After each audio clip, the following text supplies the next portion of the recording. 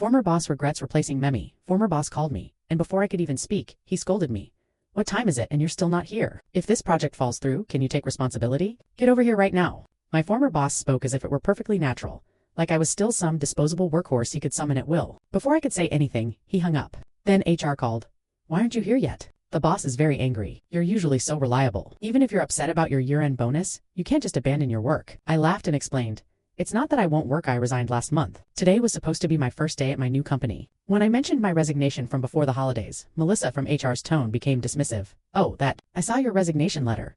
Mr. Grant saw it too. But you know how busy everyone was before the holidays, we just didn't get around to discussing it properly. Now that the holidays are over, let's sit down and talk it through, okay? Talk about what? I asked. I'd already successfully resigned. As far as I was concerned, there was nothing left to discuss. Terms, of course. Melissa immediately replied. Mr. Grant said he'd give you a $500 raise. In this economy, what other company would give you a raise so easily? Think about it. That's $6,000 over a year?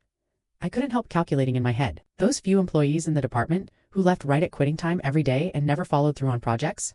I heard they each got a $10,000 year-end bonus.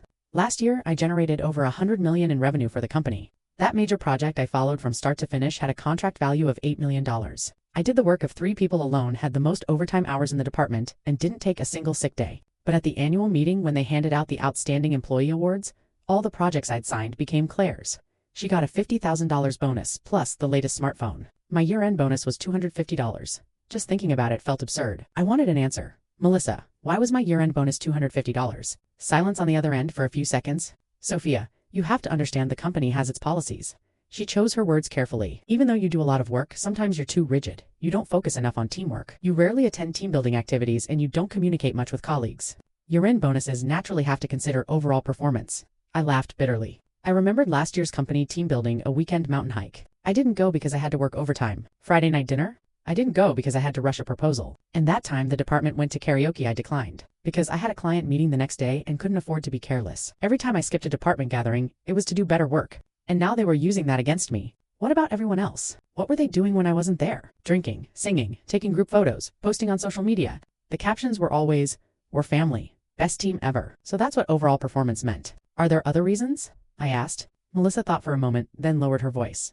Also, Mr. Grant said that last year you had a few projects where client feedback had some issues. So, which client? What issues? When was this feedback given? Why have I never heard about it? I immediately pressed. Well,